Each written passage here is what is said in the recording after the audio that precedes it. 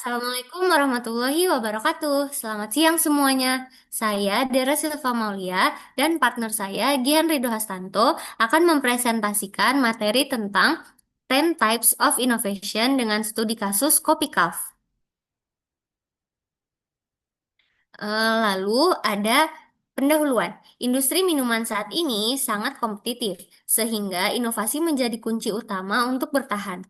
Kopi Cup menjadi contoh yang menarik karena menawarkan konsep yang unik, yakni kopi dalam kaleng. Kemasan unik dan buat dapat membuat pengalaman baru bagi pelanggannya. Lalu ada inovasi menurut para ahli. Menurut Andrew Van de Ven, inovasi adalah proses pengembangan dan implementasi ide baru yang muncul melalui interaksi antar individu di dalam organisasi. Menurut Philip Kotler, inovasi adalah barang, jasa, atau ide yang dianggap baru oleh konsumen, baik karena bentuknya benar-benar baru maupun karena adanya perbaikan yang signifikan. Lalu terakhir, menurut Besan dan Tit, inovasi sebagai proses kreatif yang mengubah peluang menjadi ide yang dapat diterapkan dan membawa nilai tambah. Mereka menekankan bahwa inovasi bukanlah peristiwa yang spontan, melainkan rangkaian aktivitas yang terstruktur. Selanjutnya itu ciri-ciri keberadaan inovasi. Yang pertama baru, karena semua hal yang diciptakan oleh inovasi adalah sesuatu yang belum pernah ada atau bersifat penyempurnaan yang telah ada. Yang kedua ada khas, karena inovasi adalah hal yang baru, maka akan memiliki khasnya sendiri. Meskipun inovasi dihasilkan dari hasil adopsi, tetapi kekhasan suatu produk harus selalu ada. Yang ketiga itu terencana, karena dilakukan dengan sengaja. Biasanya inovasi dilakukan dengan proses persiapan yang matang, jelas, dan telah mengalami riset yang panjang. Hanya itu tujuan jelas.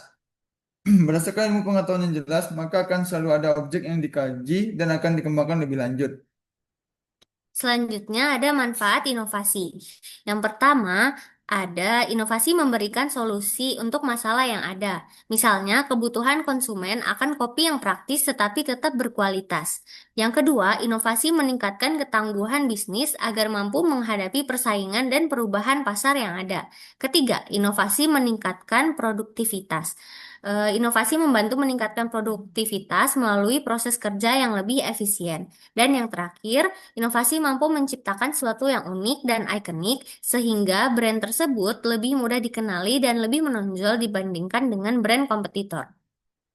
Selanjutnya itu 10 type of innovation. Model 10 type of innovation membagi inovasi menjadi tiga besar, yaitu configuration, bagaimana bisnis diatur dalam hal mulai dari profit model, jaringan, struktur organisasi, hingga proses produksi.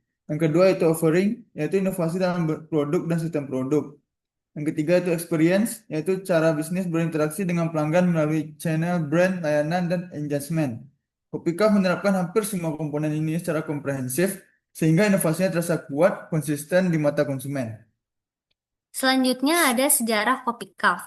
Calf Coffee adalah merek lokal asal Indonesia yang dikenal dengan pendekatan yang unik, yang menyajikan kopi di dalam kaleng. Merek ini mengusung konsep coffee to go yang gampang untuk dinikmati di mana saja. Sejarah kopi Calf dimulai dengan visi para pendirinya untuk memperkenalkan kopi yang berkualitas kepada konsumennya, serta menciptakan eksperimen ngopi dengan cara yang berbeda. Nama Calv sendiri dipilih untuk menggambarkan sesuatu yang mudah, segar, dan penuh potensi. Kopi Calv juga dikenal dengan inovasi dalam memasarkan produknya dengan cara yang unik, yakni dengan sepeda, gerobak, yang bisa diparkirkan di mana saja. Inovasi ini bernama Calv on the Road atau COTR. Inovasi ini memudahkan para pecinta kopi untuk membeli kopi Calv. Jadi tidak perlu masuk ke dalam gedung atau toko-toko tertentu. Selain itu, bentuknya yang menarik juga banyak membuat orang penasaran. Kopi Cup sendiri dipasarkan dalam dua ukuran kaleng, yakni ukuran besar dan kecil. Selanjutnya itu inovasi Kopi Calf. Kopi Calf menghadirkan inovasi yang baru, tidak hanya pada rasa yang unik, tetapi juga pada konsep kemasan, model distribusi, dan cara berkomunikasi dengan pelanggannya. Pendekatannya menyatukan kreativitas, estetika, dan teknologi untuk membentuk brand experience yang menyenangkan dan mudah diingat. Selanjutnya ada configuration kopi cup. Yang pertama ada profit model. Pendapatan utama berasal dari penjualan kopi yang siap minum. Lalu produk dijual melalui e-commerce, gerobak keliling, dan toko cup. Lalu margin keuntungan diperkuat lewat penjualan di jam istirahat di sekitar perkantoran. Yang terakhir ada model bisnis hybrid, yakni direct to customer dan reseller partnership di beberapa kota. Yang kedua ada network, kolaborasi dengan roster dan desainer muda untuk menciptakan varian rasa dan visual yang kekinian. Kerjasama dengan platform digital untuk menjaga distribusi yang cepat dan efisien. Serta kolaborasi dengan brand seperti Brodo, Coldware, Lala Fest, dan seniman lokal lainnya untuk kampanye edisi terbatas. Nah, selanjutnya itu struktur.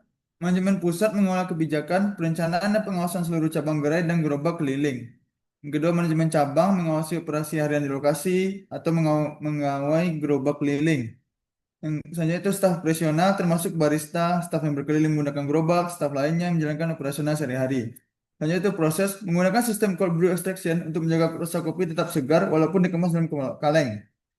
Yang kedua itu proses sterilisasi kaleng dilakukan menggunakan teknologi khusus agar kopi bisa bertahan lama.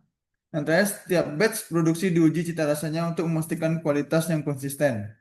Selanjutnya ada produk performance. Yang pertama ada produk utama, kopi kaleng siap minum atau ready to drink dengan berbagai varian rasa seperti premium espresso, banana tiramisu, smooth vanilla, dan masih banyak lainnya. Lalu ada desain produk. Desain produk menggunakan kaleng yang mudah dibawa kemana-mana, berwarna putih biru yang khas dengan logo caturnya. Selanjutnya, rasa yang unik. Kopi yang rasa Kopi yang rasanya tetap fresh meskipun disimpan di dalam kaleng atau kemasan tertutup. Lebih unggul karena tidak mudah basi. Untuk produk sistemnya, yang pertama sistem produksi, bahan baku yang berkualitas. Yang kedua, proses produksi yang memadai. Yang ketiga, penyajian produk dengan konsep dan bentuk yang kekinian. Yang kedua, sistem manajemen. Yang pertama, manajemen inventaris atau pengelolaan stok. Yang kedua, manajemen SDM untuk pelatihan karyawan. Yang ketiga, manajemen kualitas untuk atau pengendalian kualitas. Selanjutnya, sistem teknologi. Yang pertama, sistem penjualan menggunakan gerobak keliling, memudahkan penjualan di mana-mana. Yang kedua, sistem aplikasi atau bekerjasama dengan e-commerce untuk pemesanan online. Selanjutnya, sistem pemasaran. Yang pertama, strategi pemasaran dengan mengiklankan produk atau menjadi sponsor acara agar banyak yang tahu tentang KAF. Kedua, analisis pasar untuk memahami preferensi pelanggan.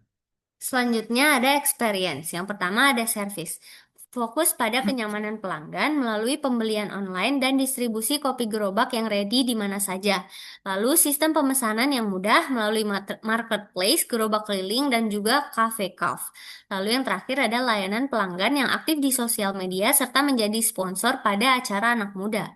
Lalu ada channel. Saluran adalah cara perusahaan berinteraksi dan menjual kepada pelanggan. Untuk Kopi Kaf sendiri, saluran yang digunakan yang pertama, saluran online, e-commerce untuk menjangkau audiens yang lebih luas. Selanjutnya ada saluran offline, toko fisik dan gerobak keliling. Saluran ini memungkinkan pengalaman langsung pelanggannya untuk membeli produk secara langsung. Yang selanjutnya itu brand and message. Brand Coffee Cup mencerminkan identitas dan citra perusahaan. Pada Coffee Cup sendiri, elemen branding meliputi identitas visual, logo, desain, dan warna yang konsisten untuk meningkatkan pengenalan merek. Yang kedua itu nilai merek, nilai-nilai dan inovasi, keberlanjutan atau kualitas membedakan perusahaan dari pesaing. Pesan adalah komunikasi yang disampaikan kepada pelanggan. Untuk Kopi Cup, pesan yang disampaikan kepada pelanggan seperti kopi kaleng yang nggak kaleng-kaleng.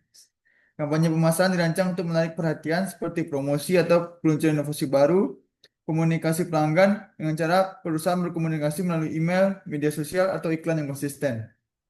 Selanjutnya ada customer engagement. Keterlibatan pelanggan adalah bagaimana perusahaan membangun dan menjaga hubungan dengan pelanggannya.